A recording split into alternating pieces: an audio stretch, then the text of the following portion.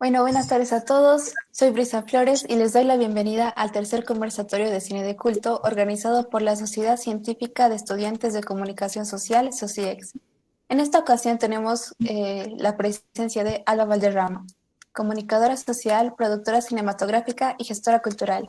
Es coordinadora cultural del Centro Pedagógico y Cultural Simón y Patiño. Ha producido varias películas de ficción y documentales. Escribe y publica ensayos y críticas sobre cine, literatura y arte. Desde el 2011 es productora general del Festival Latinoamericano de Cine Documental, a cielo abierto y del Festival Latinoamericano de Danza Contemporánea. Colabora en el suplemento cultural La Ramona, periódico Opinión y otros medios. Alba, muchas gracias por tu presencia. Continuamos contigo. Buenas tardes. Muchas gracias a la sociedad por la invitación y muchas gracias también Brisa y Alejandra por estar ayudándome con todo lo que es para la presentación. Me parece una iniciativa increíble que se les haya, digamos, ocurrido hablar en torno al cine de culto, ¿no? Porque normalmente las charlas que están sobre cine y que se hacen van sobre el cine de autor, ¿no? Y ahí, digamos, yo quisiera ya como empezar a ver que ahí se marca una gran diferencia entre lo que es el cine de autor y lo que es el cine de culto, porque finalmente el cine de autor pertenece igual a modos de producción específicos que responden también a una categoría, digamos, de género, a una categoría de producción que tiene que ver con el mainstream, ¿no? Digamos, con el cine oficial, está ahí dentro de esa categoría, al contrario que el del cine de culto, que como vamos a ver, el cine de culto siempre va en realidad contra la gran industria, contra el cine mainstream, ¿no? Como habíamos visto.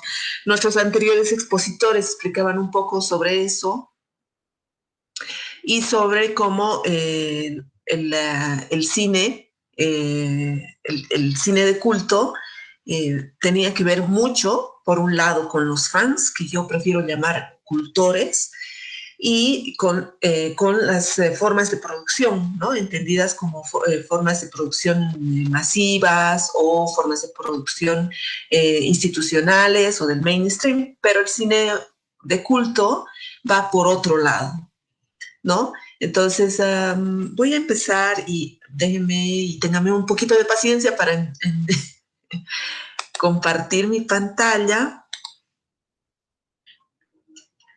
Eh,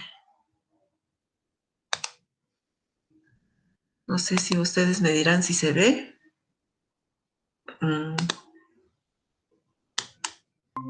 ¿Ahí? Sí, ahora sí. ¿Sí? Ok. Bueno, entonces, continuando con estas conferencias que están girando alrededor del cine de culto, eh, yo voy a hablar sobre todo sobre el impacto del cine de culto en la historia, cuál ha sido su importancia y cuál es la importancia actual de este cine. Pero antes quisiera que veamos un poquito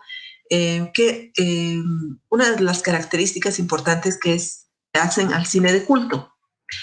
Como ven, un culto en general no es como una religión, ¿no? No es como una religión donde los fanáticos o donde los religiosos ponen por encima de todo a una figura, ¿no? Y a la que van siguiendo y a la que hacen, sino un culto desempeña, se diferencia un poco de la religión en que hay un gran conocimiento, hay un gran interés por estudiar y por conocer a eso a lo que se rinde culto, digamos, ¿no?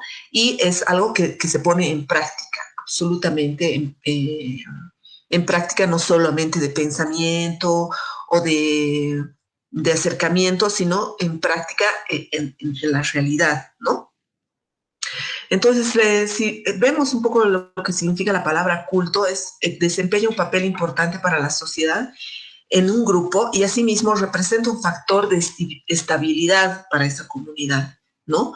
Se acercan por algo, digamos, y comparten rasgos comunes entre todos, ¿no? Con respecto a lo que se está, a lo que es objeto del culto. Actos como una procesión, una ceremonia comunicativa, digamos, abrazarse, una comida, objetos simbólicos, figuras, velas, etcétera, crean esa complicidad entre los cultores, ¿no?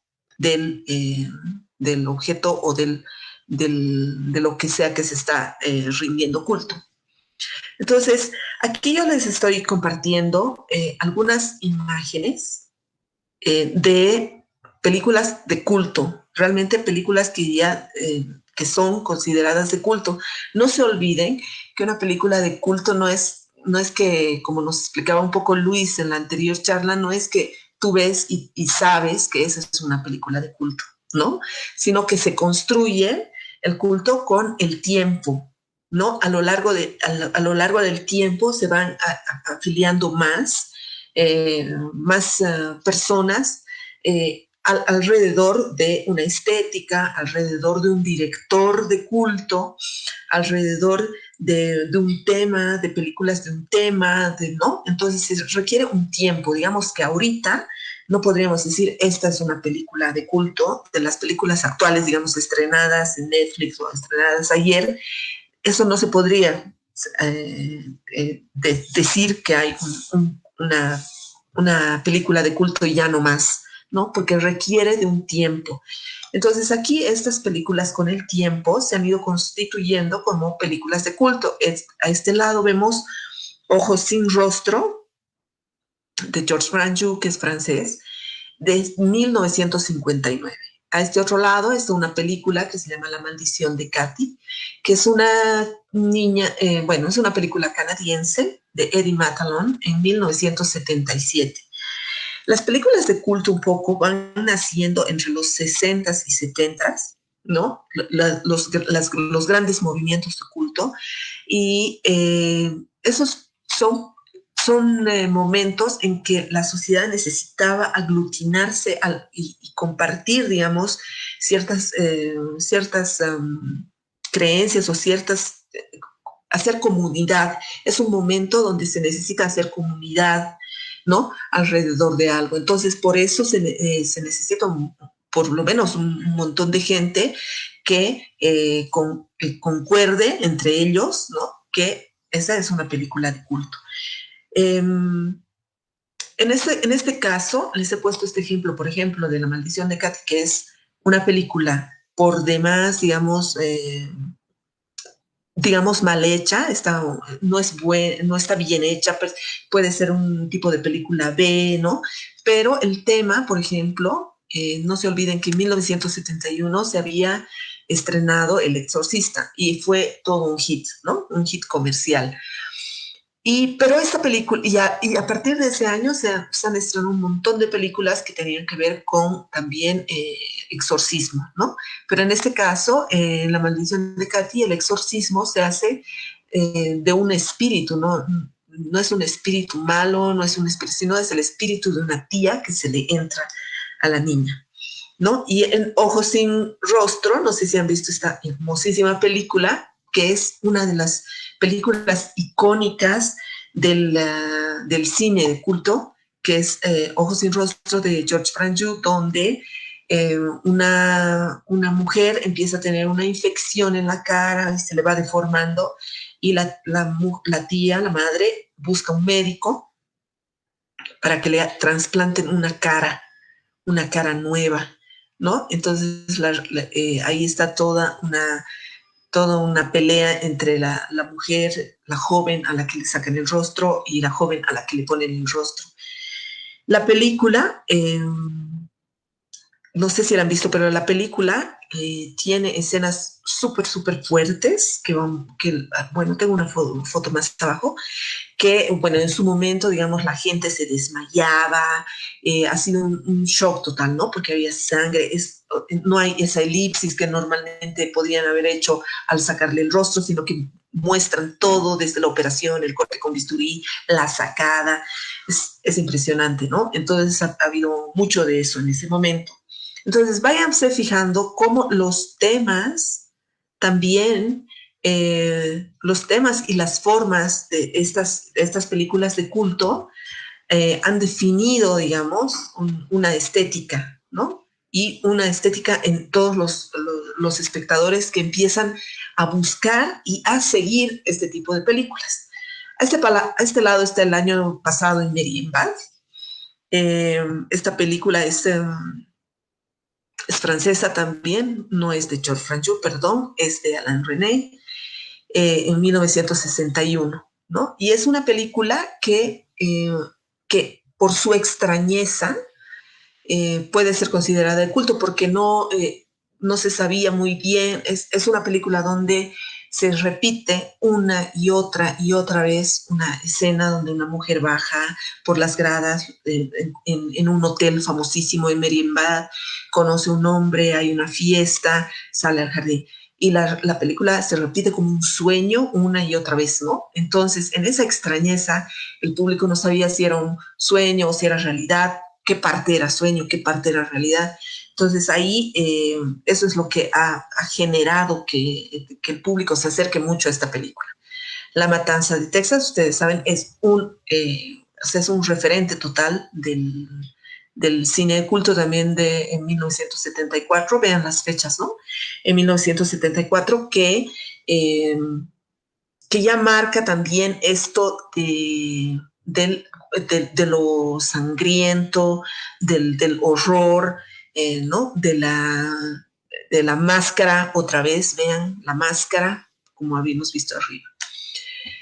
Luego hay estas otras películas que son, y hay películas, estoy haciendo como un poquito como un repaso de las películas de culto por países, más o menos, o por directores, ¿no? Este Jess Franco es español y hace unas series de películas de culto, pero de series para televisión, ¿no? Que son consideradas de culto, pero también películas como Venus in Force en 1969, en 1974 también hace Miss Muerte.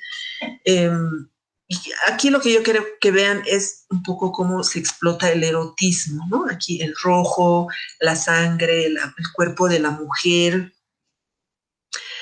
Aquí también, ¿no? No es pornografía, digamos, estas películas no son pornográficas, pero tienen el erotismo y el erotismo del mezclado también con el horror y con la violencia un poco, ¿no? Aquí vean los afiches, he puesto un poco de los afiches para que vayan identificando las imágenes, digamos, icónicas que un poco definen también al cine de culto, que son el grito, ¿no? De hecho, digamos, en Estados Unidos habían las actrices gritonas, digamos, lo que dicen los grandes gritos de Hollywood, por ejemplo, se llamaban, ¿no? Que eran estas mujeres que actuaban en películas donde gritaban, donde les sucedía algo, donde había el horror, ¿no? El asesinato, la sangre, y un poco eso, el grito, también marca, digamos, el horror, también marca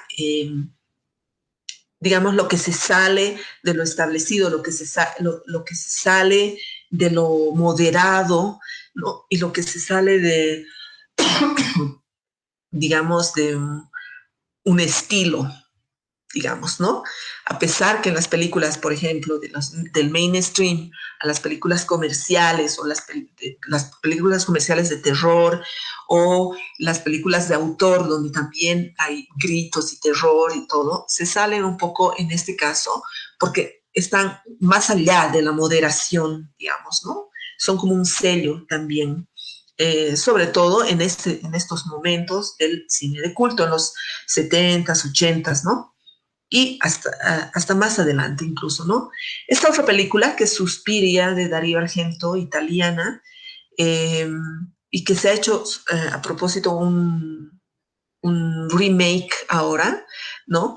Donde sí se puede sentir también, pero vean otra vez el cuerpo de la mujer, como aquí, como en la película de Jess Franco al lado, es el cuerpo de la mujer, ¿no? Como erotizado, pero también violentado, ¿no?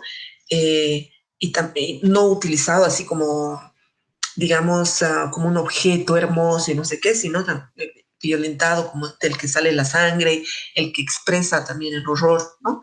Entonces ahí están también otro elemento que sería la sangre, por ejemplo, ¿no? Yo les estoy mostrando aquí un poco para que revisemos cómo estos elementos como la sangre, el grito, el horror, la máscara, las armas, etcétera, tienen o adquieren para el cultor, para el fan, eh, adquieren, digamos, una cualidad de iconográfica, digamos, que tendría un santo, por ejemplo, ¿no? O sea, se necesita eso, ¿no? Cuando estás como adorando a algo, ¿no? En la adoración a algo, estás adorando a través del objeto, ¿no? Estás objetivizando esa adoración.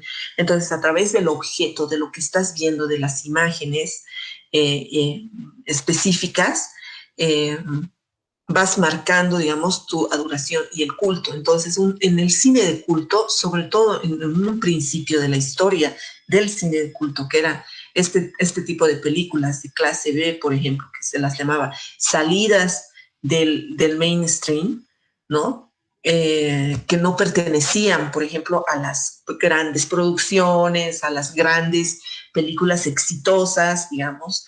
Eh, eh, Están estas que tienen otra característica y que atraen y que su valor está dado por el cultor, ¿no? Pero, y también que las separan, digamos, de lo oficial, digamos, ¿no? Vean aquí, por ejemplo, voy a volver un poquito. No. Bueno, sí, por ejemplo, en La Matanza de Texas o este tipo de películas, eran películas, no se olvide, de bajo presupuesto, digamos. Eran películas que al no estar en la producción, en la producción oficial, digamos, hollywoodense o de los grandes mercados, eh, siempre se han hecho este tipo de películas en el margen, ¿no? Están en los márgenes del cine mainstream, no están respondiendo, y eso hemos visto un poquito en las anteriores conferencias, no están dentro de la industria, a pesar de que, y ahí, bueno, puede haber muchísimas discusiones, digamos, que no sé si ustedes quieren tal vez discutirlo después, que las películas, digamos, actuales como digamos, que tienen muchísimos fans, por ejemplo, Harry Potter o El Señor de los Anillos, digamos, esas películas que además tienen una gran megaproducción, tienen una gran aceptación entre todos los públicos, digamos. Ese tipo de películas responden a una especie diferente de culto, ¿no? Son películas más bien de fans, ¿no? Que no sé, que yo no las pondría, porque no están al margen de la industria, ¿no? Y vamos a ver por qué es importante esta carácter para la historia del cine y para el impacto de estas películas, este tipo de cine en la historia, en nuestra historia, digamos, ¿no? Lo vamos a ver un poquito más adelante. También vean aquí, les he puesto estas dos que son raros, digamos, ¿no? Los freaks, que son como los raros, los extraños, que es una película de Ted Browning de 1932, pero es una película de culto. Y vean, por ejemplo, los personajes, ¿no? Miren, esta mujer así, una mujer medio rara, o sea, son personajes como de circo, pero también deformes, son una cosa como extraña, ¿no? Y la película va alrededor de ellos. Y esta es una de las películas por antonomasia como conocida como el cine de culto, que es de Rocky Horror Picture Show, que es una estaba pensada, bueno, ha sido escrita para una obra de Broadway con música, es un musical donde el personaje principal es un travesti, pero todos los personajes que están alrededor son también como extraños o raros, por ejemplo, es muy, bueno, al momento hay rituales muy sangrientos, ¿no? Muy en contra de la, digamos, de lo que sería Broadway, por ejemplo, ¿no? Para que vean que se construye incluso al margen y rompiendo con como las leyes del cine de horror, pero también como las leyes de lo que en ese momento se consideraba el espectáculo de Broadway. Esta película de entrada fue prohibida, no iba nadie, hasta que, bueno, y se vuelve de culto precisamente porque en Nueva York toda la movida, digamos, de gays, homosexuales, travestis, etcétera, o artistas, ponían la película en un café o donde sea, porque no la podían pasar en salas, y se reunían y, a ver, vean ahí el carácter, por ejemplo, del cine culto o aglutinador, de formar comunidad, ¿no? Y esa es una de las grandes, digamos, de los grandes aportes del cine de culto a la historia, ¿no? Que crea estas comunidades donde se comparten no solamente conocimientos, sino se comparten también estéticas, se comparten gustos y quizás se comparten también frustraciones y otras cosas que pueden venir derivadas del cine, y por eso es tan importante también el cine, ya sea de culto o no de culto, de autor o no de autor, para la sociedad, ¿no? Entonces, normalmente los films de culto se caracterizan por mantenerse, vean, al margen de las convenciones narrativas y técnicas de la industria. También resultan controvertidos por su temática y la mayoría fueron un fracaso de taquilla. Aquí yo quiero hacer una pausita para explicar, o sea, casi todas estas películas han sido fracasos, ¿no? No iba la gente o eran tan choqueantes que en ese momento la gente no quería verlas, o era un momento en que la historia no necesitaba, ¿no? Ver todas estas cosas, ¿no? O, por ejemplo, el horror. Entonces, el gasto, por ejemplo, en el año pasado en Marienbad, a pesar de ser un mega director que es como Alain René, y a pesar de de haberse estrenado en un momento donde están todo el cine de autor de la Nouvelle Vague de Francia, por ejemplo, ¿no? La película no tuvo gran aceptación, pero a lo largo del tiempo se ha ido consolidando como una gran película, al igual que estas otras, ¿no? Los ojos sin rostro es una gran película, no solo de culto, sino dentro del cine de autor. Entonces, lo que une, digamos, a todas estas películas es un poco eso, su extrañeza, el fracaso en taquilla, ¿no? Se ha fracasado, entonces no es del gusto popular de todos, ¿no? Toda esa como esencia, digamos, de especializada, de cómo encontrar estas películas, cómo las conocemos, o sea, porque así por así no iríamos a ver una de estas películas directamente, digamos, o por el azar nos aparece, ¿no? Entonces, eso es un poco lo que caracterizaría a este tipo de cine, que está siempre eh, al margen de las convenciones narrativas, ¿no? Casi nunca tienen un final feliz, son muy difíciles de entender, eh, digamos, dentro de los códigos de una película tradicional, digamos, ¿no? Y las técnicas se alejan también de las técnicas de la industria, no solo en la hechura, no solo en quién es el productor, dónde las pasan, eh, cómo las producen. A veces eran un grupo de amigos, nos juntamos en el parque, traigan sangre, hacemos cosas así, ¿no? Entonces, tiene también, está más inclinada, digamos, hacia el cine independiente, digamos, o al cine de clase B, que se hacía con poquísimos recursos. Eh, y, eh, y esto es muy importante porque hace del cine de culto un cine un género en sí, digamos, ¿no? Hace que tenga sus propias características, sus propias formas de romper, digamos, con ciertas convenciones que el cine sigue, digamos, ¿no?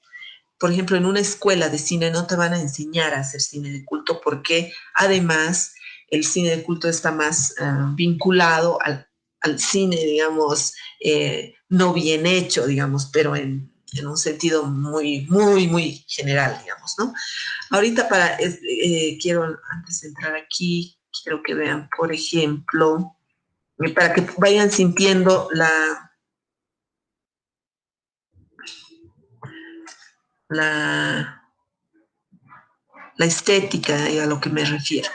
Esto es Cat People de Jack Tourneur de 1942.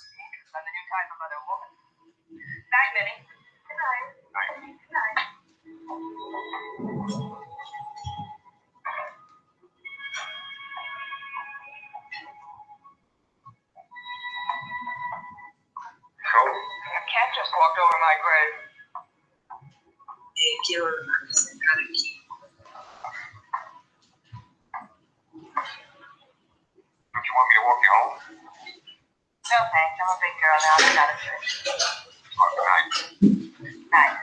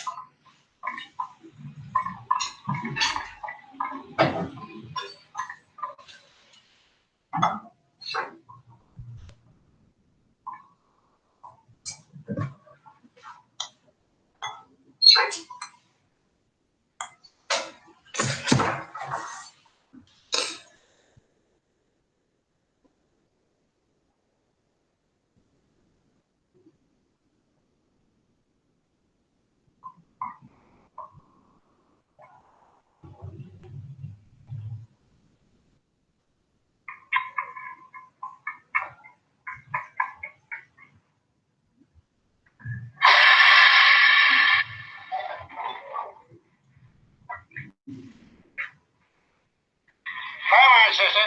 Are you riding with me or ain't you?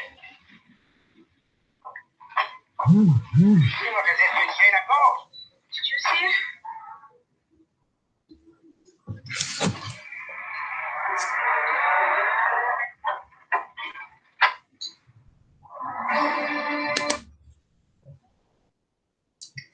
Ahí veíamos esa, ¿no? Entonces, vean cómo lo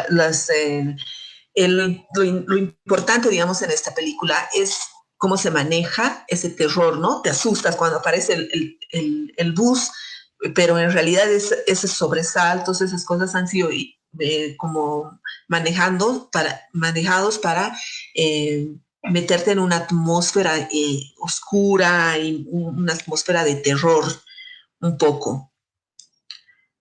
Les voy a mostrar esta otra que se llama Exorcismo Negro de C. Caizão. Él es brasilero, de Brasil, y es uno de los representantes del cine de culto en Brasil.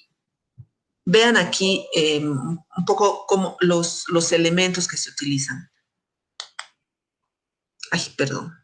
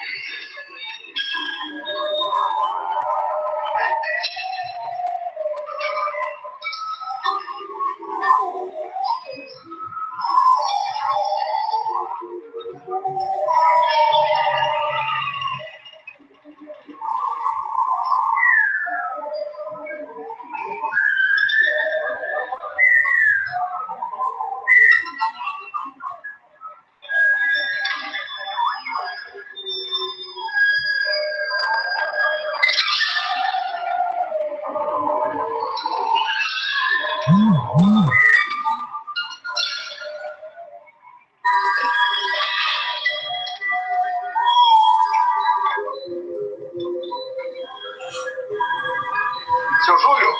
Seu Júlio! Seu Júlio!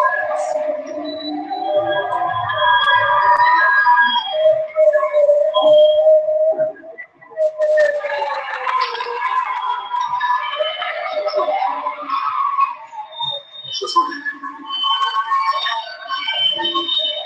Seu Júlio!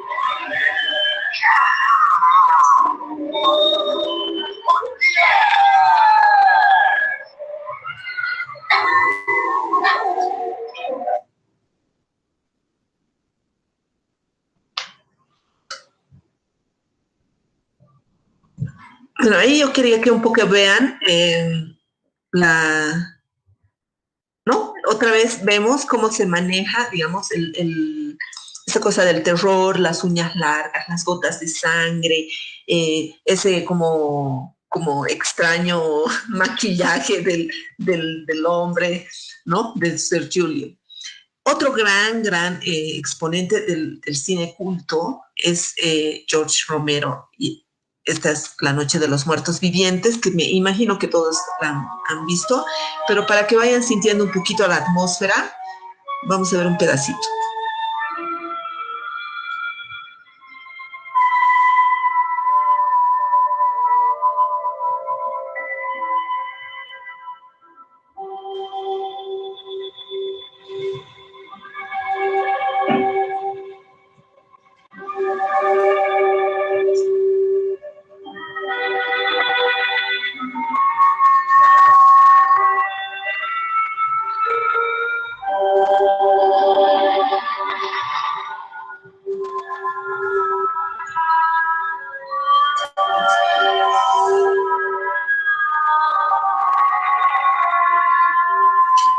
Escuchen, ¿no? La música un poco como...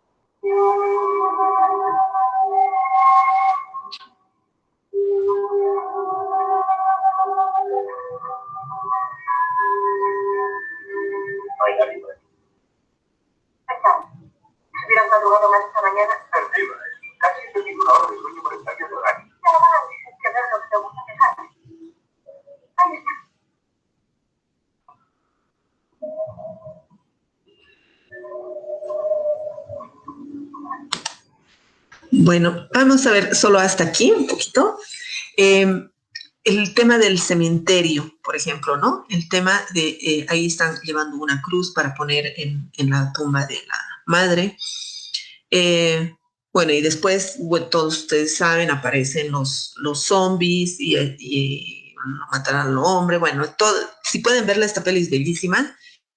Pero aquí hay muchísimas características del cine de culto, porque esta película es de un, digamos, George A. Romero, que era un desconocido, digamos, en la industria, es un tipo de película B, pero estas películas, muchas de las que hemos visto en Estados Unidos, sobre todo, se pasaban en los eh, autocinemas, ¿no? Eh, y entonces, esa cultura, digamos, que no es la oficial, y si se acuerdan también de la Rocky Horror Picture, que no se veía en las salas, que la han prohibido más bien en las salas, que se pasaban en pequeños como clubs o pequeños cafés o salas de cine arte, así muy metidas ahí por Nueva York, digamos.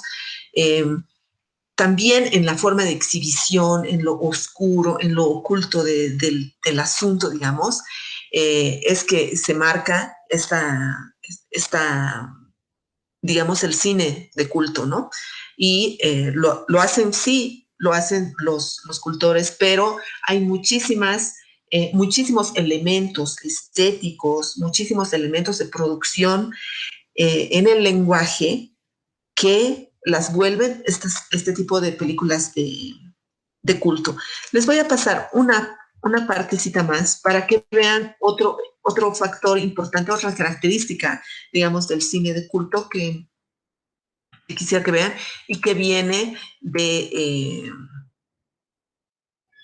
que es diferente, digamos, que no, es oscura, pero también tiene que ver con otros elementos. Y esta película es de Hugo Santiago, es argentina y es una película de culto. Y es más película de culto porque el guión ha sido hecho por Jorge Luis Borges, ¿no? Entonces es como un culto al guionista, digamos, al escritor, pero también un culto que viene eh, de la cultura literaria, ¿no? Y vean aquí, por ejemplo, el uso de la música.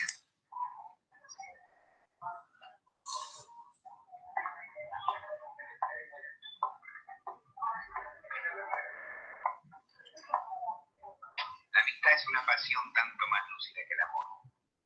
Aquí me tienes.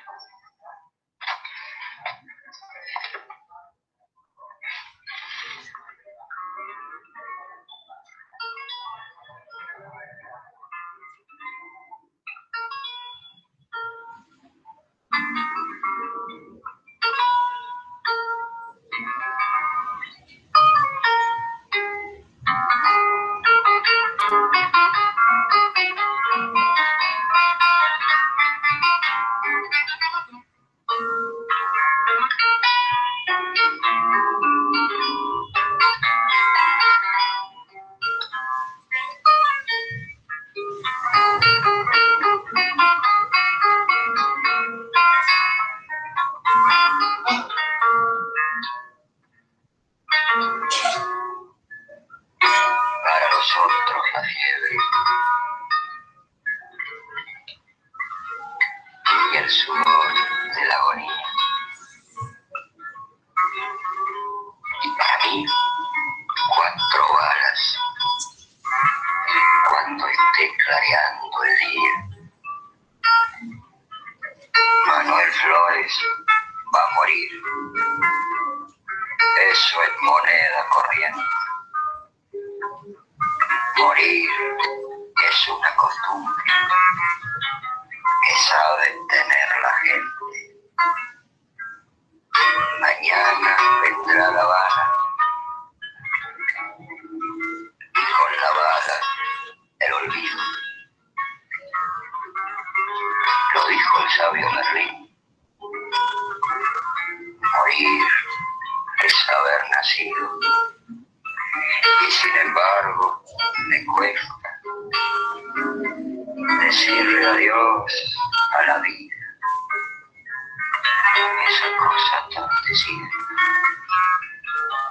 tan dulce y tan conocida.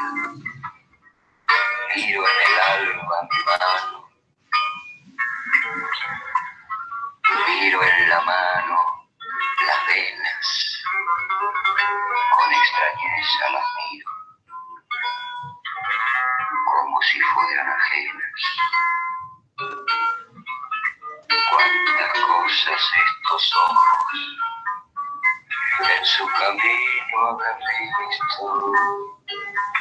Quién sabe lo que verán después que me juzgue Cristo.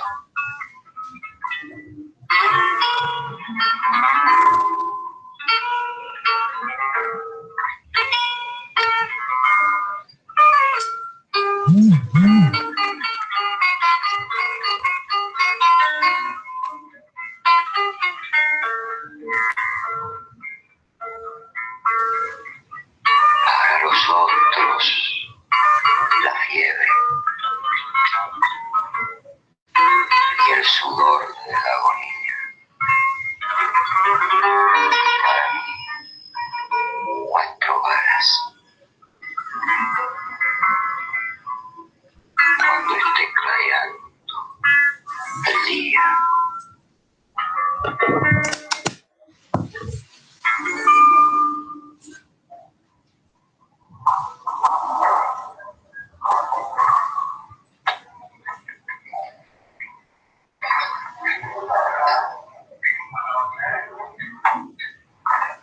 Y doctor, antes que te emborraches del todo, anda y vigila la quinta.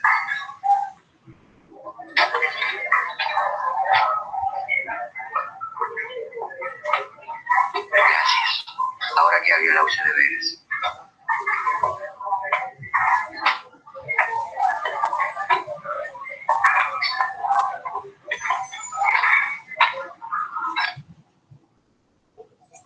Bueno, ahí, tremenda escena.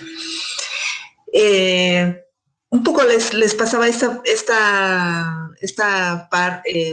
escena increíble de invasión, porque para que vean un poco cómo se rompe las formas tradicionales, digamos, de contar esto, son experimentales en cierto sentido, pero esas películas presentan distintas maneras de contar. Entonces van también, a momentos van al margen del cine institucional en la misma hechura, en la misma, digamos, forma de producción, en el mismo lenguaje, cómo usar, ¿no? Está contando en un bar, el hombre está relatando y a la vez estamos viendo cómo se está planificando y cómo se pasa la muerte de Santiago sin ningún sonido, digamos, ¿no?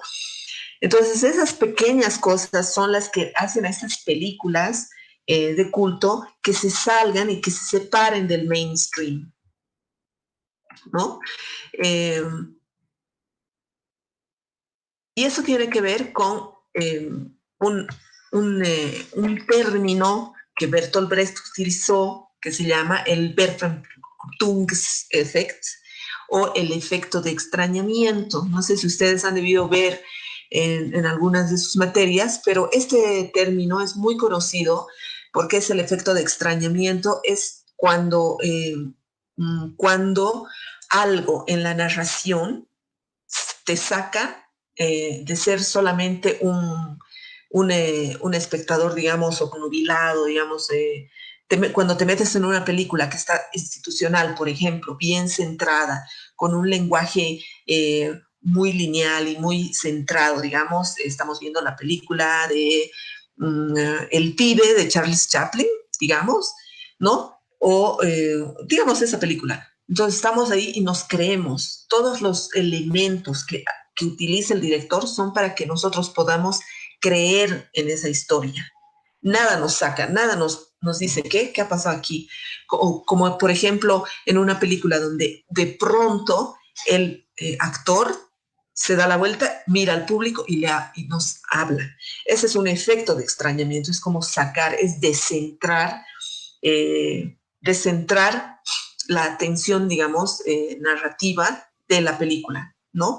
Entonces, un poco el cine de culto tiene esto, tiene este efecto de extrañamiento, porque el cine de la industria, el cine mainstream, se basa en eso, cómo creer en digamos, en toda la epopeya de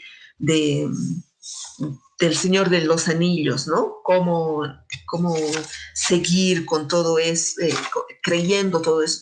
Tienes que tener, creer en que hay este personaje, creer en el ojo de Sauron, creer en eso, en la verosimilitud que tiene el cine. En cambio, este tipo de películas, por alguna cosa, te sacan un poco, algo pasa, ¿no? Estás viendo la película y las mujeres están ahí desnudas o sangrando, o este hombre que va y se acerca a las flores, tiene las uñas largas, es un vampiro, no es un vampiro, ¿qué está pasando? Entonces, esos efectos, digamos, esos efectos de extrañamiento son los que te alejan del cine de la industria, que es un cine institucionalizado y centrado, ¿no? Entonces, ese extrañamiento que siente el espectador es lo que lo fascina, ¿no? Es lo que siente, ahí se identifica con eso y se hace cultor de este extrañamiento que en el espectador le provoca un chispazo de algo, hacer pensar en algo, ¿no? Cuando uno está, a veces es como un sueño, cuando uno entra a una película, a veces lo que el viento se llevó, ¿no? Te mete en toda esa epopeya, te crees toda la historia, así cuando sales incluso lloras a veces de las cosas que han pasado, pero nunca sales y dices, a ver, ¿de qué se trataba esta película? ¿O por qué he llorado? ¿Qué está pasando? ¿Me está engañando esta película? ¿Me está manipulando? Esas preguntas en un cine institucionalizado no existen, ¿no?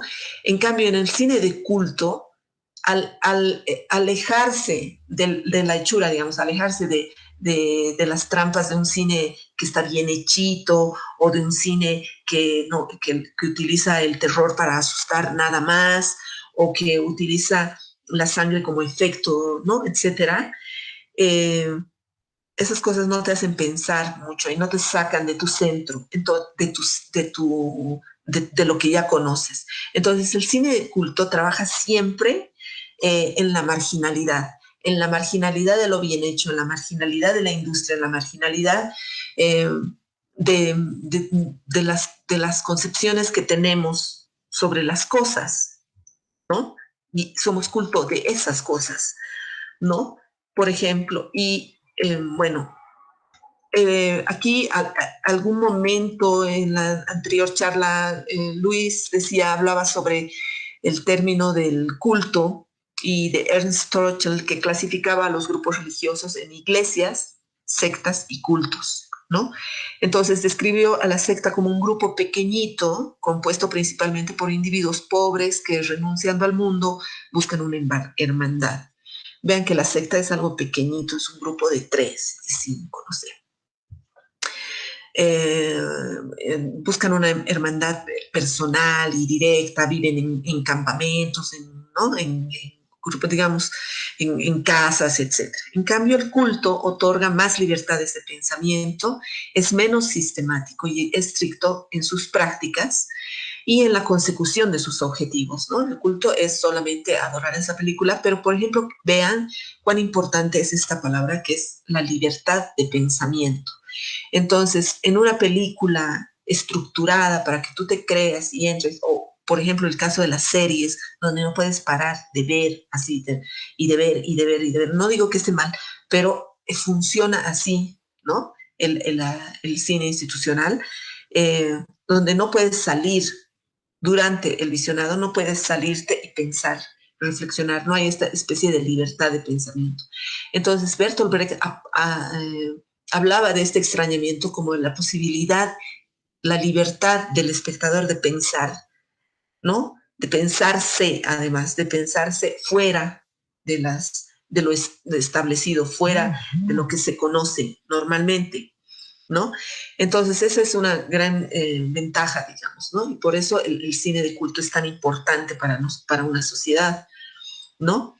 El culto da al individuo ciertas libertades religiosas, esto es una capacidad de optar por varias alternativas, ¿no? Entonces, si vemos los aspectos comunes que hacen a estas películas que les he ido mostrando, estas que son más actuales, que son Donnie Darko, por ejemplo, de Richard Kelly, o que tiene que ver con la extrañeza. Hay este personaje extraño que va oscureciendo al otro, digamos, o La Naranja Mecánica, donde el público no podía, a cierto momento ya no podía verlo, porque era de una violencia explícita, de una violencia eh, casi pecaminosa, porque estaba bellamente expresada y musicalizada, digamos, ¿no? Vean todos esos elementos: la violencia, la oscuridad, la locura, la malhechura, eh, el horror, la sangre. Estas películas son también súper importantes para el cine de culto, ¿no? Aquí esta es la escena que les avisaba de Ojos sin rostro, donde le sacan la cara para ponérsela a otra mujer. Todo se ve, no hay elipsis, no hay nada. Entonces tienes que hacer como un ejercicio muy fuerte para no horrorizarte o seguir viendo, ¿no? A mí las 2 primeras veces no he podido, a la tercera recién ya, ¿no? Entonces hay todas esas cosas. Carnival of Souls es otra película increíble que habla que tiene que ver con el horror, con los fantasmas, ¿no? Con una especie de locura también en la que está el personaje principal, que está muerto, digamos, o Suspiria, que les había mostrado, ¿no? De la italiana, donde en un hotel, en una residencia, academia de danza, ocurren así hechos un poco raros. Vean aquí también los Revenants, o sea, los muertos vivientes, ¿no? Todos esos aspectos, ¿no? Por ejemplo, el erotismo, el cuerpo, el sueño, el horror, todo eso son elementos que están al margen del pensamiento eh, oficial, ¿no? Lo feo, lo horroroso, o sea, lo que va en contra de la vida, de la hermosura, digamos, un muerto viviente, digamos. O en la ciencia ficción también, muchas películas de ciencia ficción son cine de culto.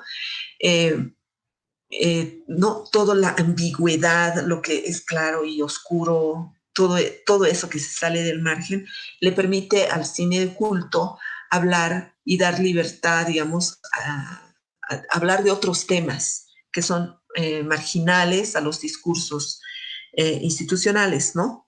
Entonces el cine de culto habla desde la marginalidad y no estoy hablando de un cine pobre, digamos, ¿no? Por ejemplo, actualmente, pensando en una película boliviana que hicieron, algún momento vi que alguien preguntó cuál sería una película, si existe cine de culto en Bolivia, ¿no? Entonces, pensando en eso, hay una película que se llama Pandillas del Alto, ¿no? Que es una película de cine, una película de culto que se ha ido haciendo porque habla de algo que el cine oficial boliviano jamás ha tocado. Para empezar, el alto, lo urbano, las pandillas, etcétera, ¿no? Entonces, y esa película no se ha pasado en las salas oficiales hasta mucho después, digamos, de que todo el mundo decía, ¿no? Esa película es buena, hay que buscarla, tienes que verla, etcétera. Eh, pero en general no, se la ve en los piratas o en cineclubs o en algún festival, así que la rescata de por ahí, ¿no? Entonces tiene el cine culto esta característica, ¿no? Que es un cine que se hace desde los márgenes y tiene un comentario social al discurso oficial y que en general el discurso oficial quiere ignorar o tapar, ¿no? No se olviden que el erotismo, el horror es una manera también de hablar sobre la sociedad desde otro lugar, ¿no? Por eso hay mucho del cine de culto, es cine de ciencia ficción o cine de horror o cine clase B, ¿no? O este tipo de películas que están hechas como, por ejemplo, El Topo, se mencionaba de Jodorowsky, que es un escritor, o esta de Invasión, que también es de un escritor. Entonces el culto va más allá, digamos, ¿no? No la ha hecho un guionista, no la ha hecho un productor, la ha hecho un escritor, digamos, viene de la mente de otro lado, ¿no? Entonces son películas que huyen de esa institucionalidad del mainstream, de la industria. Por eso cuando dicen, ay, es una película de culto no sé, Back to the Future, digamos, ¿no? Sí hay algunos elementos, digamos, como la ciencia ficción o ¿no? La posibilidad, la fantasía, digamos, ¿no? Pero es una película también que en otro sentido ha empezado a seriarse, ¿no? Factor de Future 1, 2, no sé qué, no sé cuánto. Entonces, todo eso ha creado, digamos, un grupo de fans. Pero ¿es un culto o no es un culto? ¿No? Habría que un poco pensar ahí. Bueno, entonces los cultores o fans son audiencias que encuentran en el discurso y en la forma de estas películas una ideología que los aglutina y que aglutina otras miradas de la realidad con las que se identifican, ¿no? Entonces esa es la gran importancia y el impacto que ha tenido, por ejemplo, el cine de culto para hablar de temas incómodos que el cine no estaba hablando, ¿no? Por ejemplo, en su momento el travestismo, los gays, la, eh, hay muchísimo, bueno, por ejemplo, en Cat People, el Cat People tiene que ver con la educación, con el trato a la mujer, como la independencia, de cómo logra la mujer la independencia, el tema del arte. Acuérdense en esta escenita que hemos visto de invasión, cómo están los cuadros ahí en Cat People, igual están los museos.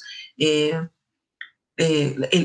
agarrar a los animales, el mantenerlos en cautiverio, el tema de los zoológicos, ¿no? Que trata ahí como un poco, es un tema incómodo porque están los animales en apresados, pero son en realidad personas. Entonces, somos prisioneros de un sistema. Está hablando de estas cosas, ¿no? Muy importantes que el cine habla desde otros lugares más bellos, digamos, para hacerlos más asequibles, más estéticamente, digamos, aceptables, ¿no? Y que estas películas nos hacen ver desde un lado más digamos, mal hecho, más prohibido, más, digamos, marginal, eh, es acercarnos a temas que son importantes hablar, ¿no? Pone en cuestión temas de los que no quisiéramos hablar, temas incómodos a veces o marginales. O sea, que, que hay gente que en su momento, por ejemplo, nunca se veían, en su momento, por ejemplo, al principio no se veían, por ejemplo, gente negra en los cines, porque no había realizadores negros. Ahora ya hay películas también de culto, como puede ser, ¿qué se llama? Hay un Nat negro, no, es otra, pero algo, ¿no? Que habla también de qué pasaría si el mundo en realidad fuera solo de negros, digamos, o cosas así. Entonces esos temas son muy importantes y se hablan desde la marginalidad de este otro tipo de películas y creo que ahí es donde reside la gran importancia del cine de culto para nuestras sociedades. Ahora, igual en las preguntas podemos discutirlo si ustedes quieren o ver, eh, compartir algunas cosas que ustedes tengan. Muchas gracias por su atención. Esta es otra película de cine de culto y a ustedes me dirán, no es solamente porque hay los fans, sino es porque primera vez en el cine de mainstream, se hablan de temas incómodos, con un lenguaje violento, agresivo, eh, con droga de por medio, etcétera, ¿no? Entonces ahí está también lo prohibido, lo fuera de la ley del cine y de la ley del hombre, digamos. Así que gracias y a ver, no sé si tienen preguntas o algo. Gracias, Alba. Sí, tenemos unas preguntitas. Aquí dice, ¿cómo consideras el impacto del cine de culto en la actualidad, específicamente en el público joven? Quizás si hay una gran respuesta o una respuesta menor, ¿no? Perdón, ¿cómo consideras el impacto, dice? Sí, el impacto del cine de culto en la actualidad. Ah, el impacto, yo creo que uno de las cosas más importantes que el cine de culto nos da a las nuevas audiencias es la posibilidad de pensarnos fuera del margen, ¿no? Y también en formarnos, ¿no? Porque cuando ustedes, si pueden, si cuando les pasen la lista de las películas que estamos viendo, por ejemplo, si van viendo, se pueden formar y crecer como espectadores, porque hay aspectos muy rompedores del lenguaje cinematográfico en sí, y que te dan posibilidades de pensar diferente al cine, pero también diferente, pensar diferente a la sociedad en la que estás viviendo, ¿no? Gracias. Una más. ¿Cuáles son las causas por las que en la actualidad las películas de culto causan o no impacto en el público? Bueno, quizás esto ya lo respondiste, ¿no? Porque se tratan de temas que no son comunes o que causan incomodidad. Sí, claro, digamos cuerpos así como sangrantes o que hay en otro tipo de películas, pero a veces están, en este tipo de películas están hablando de algo del cuerpo en sí, digamos, ¿no? O de cosas así. Bueno, eso sería todo. Muchas gracias, Alba, por aceptar la invitación para participar en este tercer conversatorio de cine de culto y nos vemos el siguiente martes con otro invitado. Gracias. Muchas gracias a ustedes y gracias a todos los que estaban viendo y ojalá puedan ver todas las películas que les he pasado porque son lindísimas. Gracias, Brisa. Sí, vamos a pasar una lista. Adiós. Dios. Chao.